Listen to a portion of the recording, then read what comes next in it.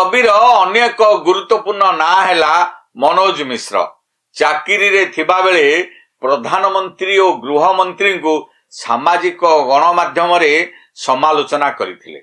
ଏହା ଭାରତୀୟ ପ୍ରଶାସନିକ ପରମ୍ପରାରେ ଏକ ଅସାଧାରଣ ଘଟଣା। ପରେ ଓଡ଼ିଶାରୁ ବଦଳି ହେବାରୁ ସେ ଭିଆର୍ଏସ୍ ଆବେଦନ କରିଥିଲେ। ତାହା ଗ୍ରହଣ ନ ହେବାରୁ ବାଧ୍ୟ ହୋଇ ଚାକିରିରୁ ସେ ଇସ୍ତଫା ଦେଲେ।